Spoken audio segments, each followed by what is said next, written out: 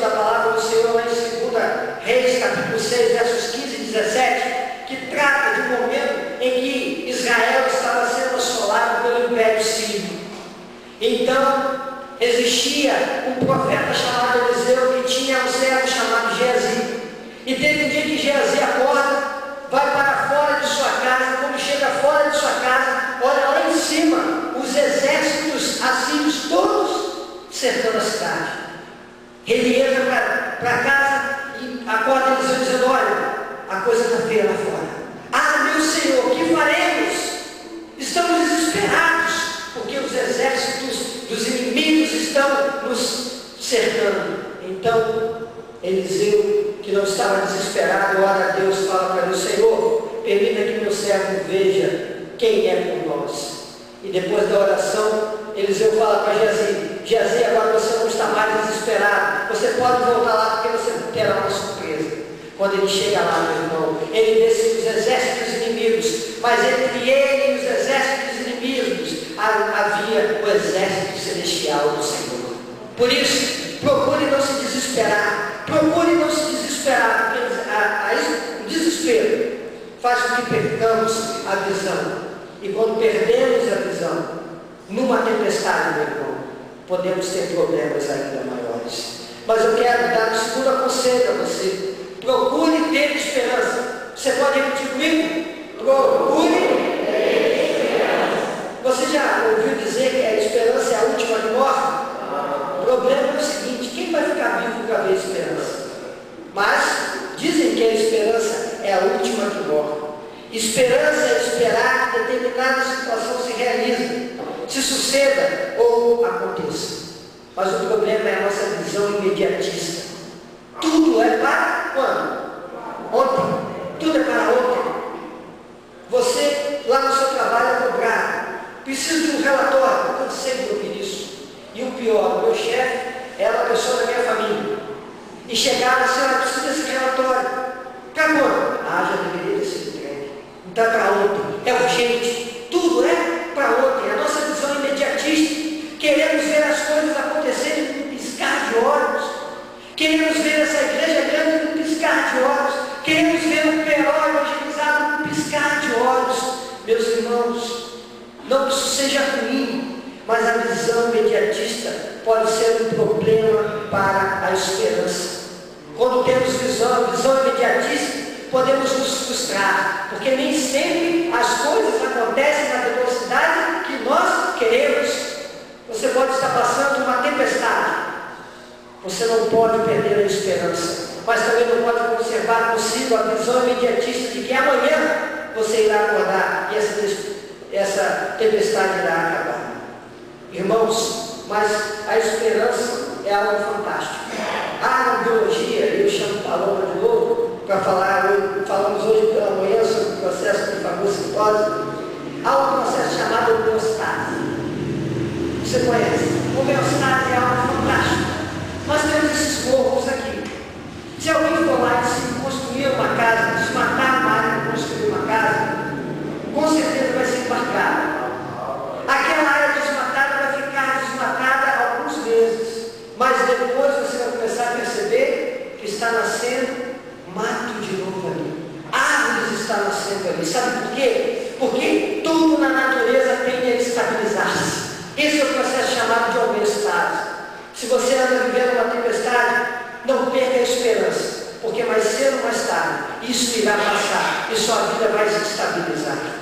Olha o que o Senhor fala a você no Salmo de número 30, verso 5. O choro pode durar uma noite, mas a alegria vem pela manhã. Você crê nisso? Então repita comigo: o choro pode durar uma noite, mas a alegria vem pela manhã. Mas, meus irmãos, a esperança solicita perseverança. Não se pode ter esperança sem que haja perseverança. O contrário de perseverança é constância. Cansamos de ver textos bíblicos das cartas paulinas a igrejas que eram inconstantes. Igreja de Éfeso, igreja de Corinto. Irmãos, a esperança produz perseverança, que produz confiança. Se você anda desesperançoso, assuma agora uma postura de esperança. Persevere na sua esperança, porque aí você terá certeza de que essa tempestade vai passar. Mas em terceiro lugar, eu quero dar um outro conselho a você. Procure não. Vamos juntos? Procure não se precipitar. A precipitação gera atitudes impossíveis, que geram frustração, quando não se alcança o resultado esperado. Deixa eu dar um exemplo para você. Pedro queria ficar próximo do Mestre em seus momentos finais. Quando Jesus estava preso, ele estava na casa de onde está acompanhando Jesus. Ele tinha esperança de que aquela situação se resolvesse e Jesus não morresse. Então ele está lá aguardando o desfecho da história. Até que aparece uma criada. Até que aparece uma serva e diz assim: eu estou te conhecendo. Eu te conheço. O teu jeito está te denunciando. Quem é você? Você é um daqueles que andavam com ele, que está ali. O que Pedro fala? Não sou eu. Pedro impossivelmente responde: não sou eu. Não sou eu. Até que, na terceira vez, quando é interrogado, o que acontece? O galo canta. E ele se lembra do que Jesus havia falado a ele. E ali ele cai em si, percebe que a sua atitude havia sido impulsiva, que a sua resposta havia sido precipitada, e por isso ele se frustra, porque havia frustrado a sua confiança em relação ao Mestre. Irmãos, Pedro precisava aprender a controlar as suas emoções. Nós precisamos aprender a controlar as nossas emoções. Você precisa aprender a controlar as suas emoções. Sabe, não são os acontecimentos que defragam as emoções, mas o que pensamos sobre os acontecimentos. E eu vou te dar um exemplo prático disso. Estamos num período em que já foi esse tempo que você podia andar de carro tranquilo no Peró. O Peró está cheio, muito carro, muita gente. Você imagina, você está vindo no seu carro, daqui a pouco passa um motoqueiro descuidado, bate no seu retrovisor, quebra o seu retrovisor. Agora é a hora da atitude.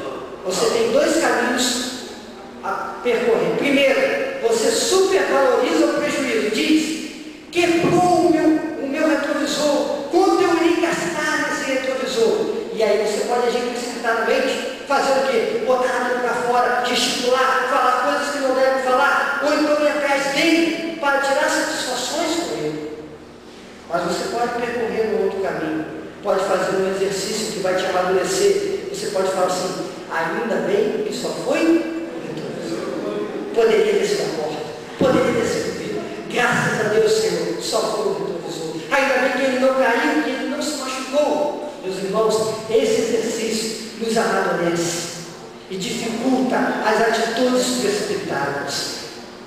Há um filósofo chamado Epiteto, que foi quase contemporâneo de Jesus. Ele diz: o homem não se deixa perturbar pelas coisas, mas pela visão que tem delas.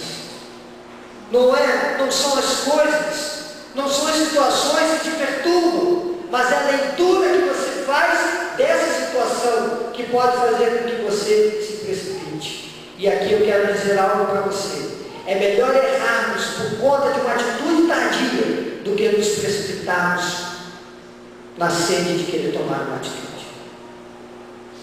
Você quer tomar uma atitude? Avalie, reavalie. É melhor errar por cautela do que ser precipitado.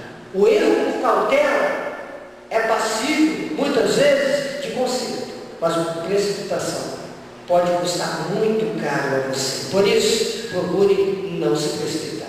Mas eu ainda tenho um quarto conselho para você. E o quarto conselho é: procure não abandonar o barco. Repita comigo: procure não abandonar o barco. Aqueles homens poderiam ter feito o seguinte: salve-se quem puder.